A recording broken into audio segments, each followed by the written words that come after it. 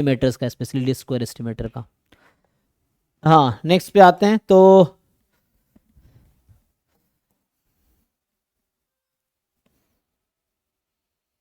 हाँ जी, तो one by one start करते हैं, इन्होंने पूछा है तो।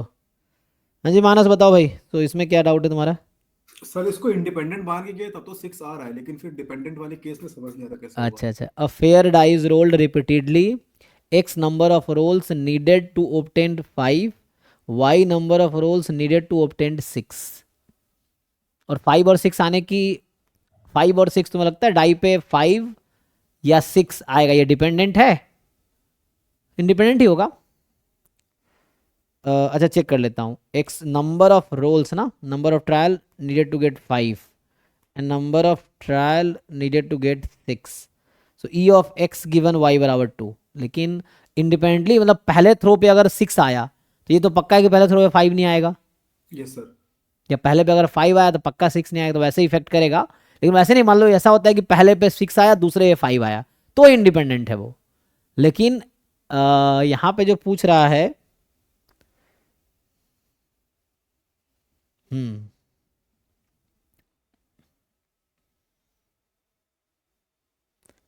तो हो जाएगा, ये ई है ना।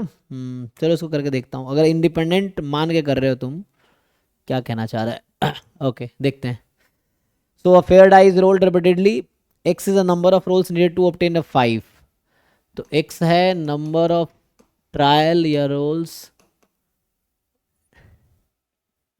टू obtain द 5, मतलब पहला 5 आने का, टू obtain अ 5। ऐसे ही वाई है number of roll to obtain the 6, पहला 6।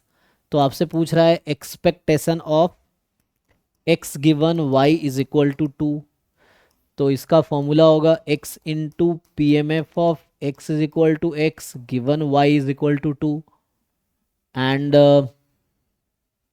एक्स की वैल्यू, ये क्या नंबर ऑफ ट्रायल्स है, नंबर ऑफ ट्रायल में सपोर्ट कहाँ से स्टार्ट होता है? 1 वन से से। इन्फिनिटी। सो सो दोनों का पीएमएफ आइडेंटिकली डिस्ट्रीब्यूटेड तो है, पीएमएफ दोनों का सेम है। ये होगा P इंटू क्यू की पावर x-1, क्योंकि नंबर ऑफ ट्रायल्स है ना। सो ये P है 1/6, Q है 5/6, इसकी पावर है x-1। दोनों का पीएमएफ ये, इसका भी यही है, दोनों आइडेंटिकली डिस्ट्रीब्यूटेड है। सो y बराबर x और x बराबर x, दोनों का सेम ही आएगा, और ये दोनों इक्वल है। तो अभी के लिए कंडीशनल है ना, तो यहाँ से क्या आएगा? अगर x is equal to 1 to infinity, ये तो वही पीएमएफ है, x is equal to X, Y is equal to 2 upon Y is equal to 2। तो y इज इक्वल टू तो x में है नहीं, तो समेशन से बाहर आ सकता है। तो y बराबर 2 की क्या प्रोबेबिलिटी है? यहाँ से y बराबर 2, 2 रख दो इसमें। 5/36। हाँ 5/36। तो ये, तो 1/5/36, तो मतलब 36/5, ये तो बाहर आ गया। ओके, अब आपको चाहिए ये ज्वाइंट। अब ज्वाइंट सोचो क्या होगा। तो जैसे हम x1 रखेंगे तो हमें चाहिए probability x is equal to 1, Y is equal to, इसका मतलब क्या है कि 1 roll will be required to obtain the 5, है ना। तो मतलब पहला रोल पे 5 आया, और दूसरा रोल पे क्या आया?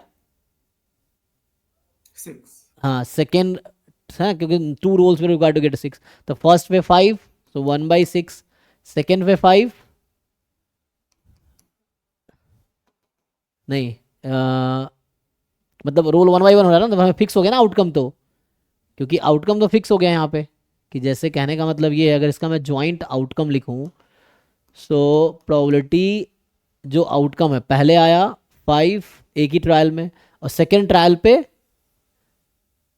6 आया, यही कह रहा ना, सेकेंड ट्रायल पे। तो 5,6, तो ये तो चलो 1/36 हो जाएगा। लेकिन अगर अलग अलग निकाले, x इज इक्वल टू 1 अलग और x इज इक्वल टू 2 अलग, तो क्या आएगा?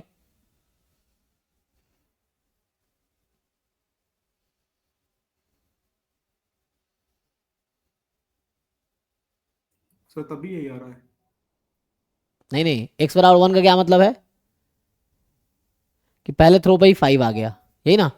Yes sir 1/6। और x बराबर 2 पे क्या आएगा यहाँ से, अच्छा हो 2 रखना है यहाँ पे तो, या y बराबर 2 आइडेंटिकली डिस्ट्रीब्यूटेड है तो दोनों का आंसर तो सेम ही आएगा।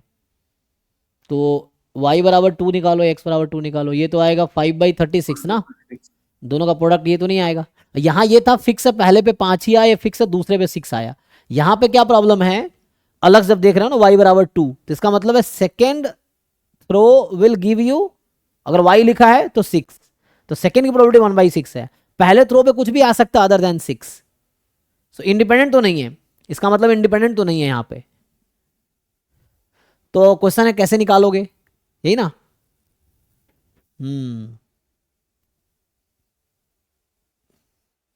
तो यहां बता रखा कि सेकेंड थ्रो पे 6 आया, ये फिक्स है कि सेकेंड थ्रो सो जस्ट 6,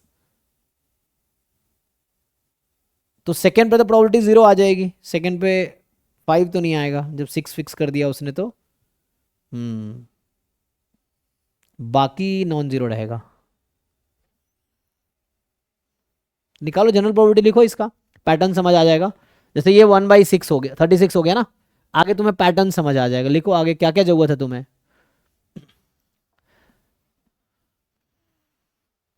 मतलब मैं ये कह रहा हूँ कि जैसे तुमने निकाले यहाँ पे इंडिपेंडेंट नहीं है, मैं ये कह रहा हूँ तो उसको तुम इग्नोर नहीं कर सकते कंडीशनल को। सो अभी नेक्स्ट पार्ट फाइंड करते हैं। तुम्हें अगला टर्म की जरूरत पड़ेगी इसमें, x is equal to 2, Y is equal to, इसका क्या आंसर आएगा। सर इसका 0। हम्म सर 0 क्योंकि x2 पे तो 5 नहीं आ सकता ना। अरे भाई कोई भी ज्वाइन करते हो नाम के साथ ज्वाइन करो, मैं रिमूव कर रहा हूँ ठीक है ना, आपका कभी ज्वाइन भी नहीं कर पाओगे आज के बाद, ऐसा है। ज्वाइन कर रहे हो कोई दिक्कत नहीं है, मैं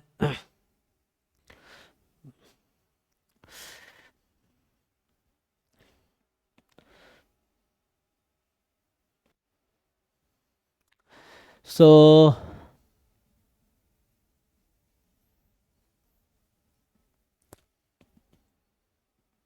यहाँ से क्या होगा, x is equal to 2 and y is equal to 2, ठीक है। तो इसका प्रोबेबिलिटी क्या आएगी, मतलब सेकेंड x बराबर 2 कह रहा है कि सेकेंड थ्रो पे 5 आएगी, एंड y बराबर 2 कह रहा है सेकेंड थ्रो पे 6 आएगी, ये सर नॉट पॉसिबल, तो 0 हो जाएगा। तो ये तो 0 हो गया सेकेंड टर्म। अब आते हैं next, x is equal to 3, Y is equal to 2, so third throw will show you 5 and second throw पे 6, ये तो फिक्स कर रखा है तुमने, सेकेंड थ्रो पे 6 आना है, ठीक है। सेकेंड थ्रो पे y 6 वाला था ना, सेकेंड थ्रो पे 6 आ रहा है, और थर्ड थ्रो पे 5 आ रहा है, तो पहले थ्रो पे कुछ भी आ सकता है इसका मतलब, है ना। yes देखो sir। यहाँ से पैटर्न मिल जाएगा तुम्हें जो तुम्हें चाहिए था, समझो। सो पहले पे कुछ भी आ सकता है, लेकिन कुछ भी नहीं आ सकता ना, कुछ भी कौन सा, बाकी कुछ भी, बाकी कितने हैं, 5 और 6 को छोड़ के हाँ, आंसर। मतलब इन दोनों के अलावा कुछ भी, क्योंकि हमें x है the trial number eight which first time 5 comes, y है trial number eight which first time 6 comes, तो इसका मतलब ये हुआ कि यहां से बोलो 4/6 फर्स्ट ट्रायल में, सेकेंड ट्रायल में मुझे पता है कि क्या आना है, y है ना, तो 5 आना है, तो ठीक है 1/5, सॉरी 1/6, एंड थर्ड पे भी यहाँ फिक्स है 1/6। अब देखो यहाँ से एक पैटर्न मिल जाएगा जो तुम्हें चाहिए, तो पैटर्न मिल जाएगा, जनरलाइज कर लेंगे, x बराबर 4, y बराबर 2, जरूरी नहीं आंसर मैच हो, आंसर मैच हो ना अलग बात है, हमें अपना अपना लॉजिक लगा के सॉल्व करना है। तो यहाँ से है कि फिर से देखो क्या हो रहा है, सेकेंड थ्रो पे तुम्हारा क्या आया, 6 आ गया। 6 आ गया, y है तो 6 आ गया, इसका मतलब है वहां भी सेकंड थ्रो पे 6 ही था, ठीक है, सेकंड थ्रो पे 6 आ गया, पहले थ्रो पे कुछ भी आ सकता है, तो 4/6, सेकंड थ्रो पे 6 आ गया, थर्ड थ्रो पे कुछ भी आ सकता है 4/6। क्योंकि थर्ड थ्रो जो है हमें सेकंड थ्रो पे फिक्स है कि 5 आया फर्स्ट टाइम, मतलब y क्या था 6 वाला था ना, 6 आया फर्स्ट टाइम, x है 5 वाला, फोर्थ थ्रो पे 5 आ रहा है, तो मैं पूछ रहा हूं तुमसे थर्ड थ्रो की फेवरेबल प्रोबेबिलिटी कितनी होगी, 4/5 या 4/6 या 5/6। सर 6 तो दोबारा से आ सकता है ना, तो 5/6 होगी। हाँ एग्जैक्टली क्योंकि फर्स्ट टाइम 6 सेकेंड पे आना था, थर्ड टाइम 6 भी आ सकता है, तो तो ये है कि 5 नहीं आ सकता, तो 5/6 और यहाँ फिर 1/6। अब देखो तुम्हें पैटर्न मिलेगा जो मैं कह रहा था ना, देखो अब यहाँ से तुम्हें एक समझ आ जाएगा क्या पैटर्न है, फिर उसके हिसाब से जनरलाइज कर देंगे, समझो। सो ये 1/6 तो हर बार कैरी हो रहा है, देखो यहाँ भी 1/6 का स्क्वायर था, यहाँ भी 1/6 का स्क्वायर है, पैटर्न समझो। और यहाँ पे समझो अब क्या होगा, बताओ आगे। पहला पे कुछ भी आ सकता है 4/6, दूसरा 1/6 है, ये तो फिक्स है ना दो तो, तीसरे पे 5/6, चौथे पे 5/6, पांचवें पे 5 ही आना चाहिए। अब ये चलता रहेगा, तो अब इससे पैटर्न निकालो और बताओ डायरेक्टली क्या होगा। देखो ध्यान से, अब मैं यहाँ लिखता हूँ कि probability x is equal to X comma Y is equal to 2। तो पहला पे तो कुछ भी आ सकता है, दूसरे पे 6 को ही आना है। अब यहां से डिपेंड करेगा,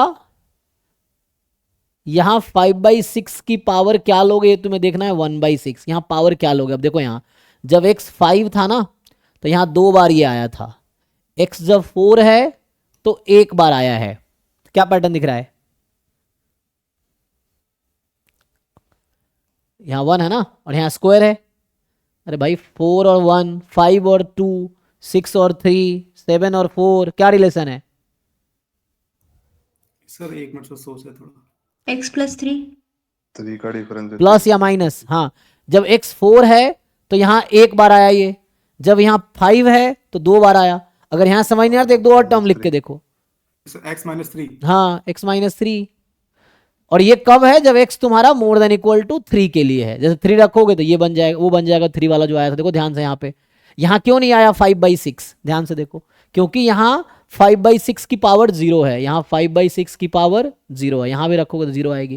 तो ये पैटर्न मिल गया जो तुम्हें चाहिए था। देखो अब तो अब इसको पुट करो, पहला टर्म निकाल दो, दूसरा टर्म तो 0 है ना, तो पहला टर्म को सेपरेट कर दो, बाकी फिर वो ज्योमेट्रिक सीरीज लग जाएगी इसमें। देखो फिर तो ये मैं सीधा सीधा आता हूँ तुम्हारे सॉल्यूशन में। सॉल्यूशन क्या निकाल रहे थे हम लोग, E of X given Y is equal to 2। तो ये तो 36/5 ओके है। पहला टर्म क्या है, पहला टर्म में जब x को 1 रख रहे हो तुम, तो x को 1 रख रहे हो तो 1 2 पे हमने अलग से निकाला था, ये आया था 1/36। दूसरा टर्म हमने निकाला, ये 0 आ गया। अब पैटर्न जो मिल रहा है वो तीसरे टर्म के बाद मिल रहा है, मतलब x बराबर 3, फिर x बराबर 4, x बराबर 5।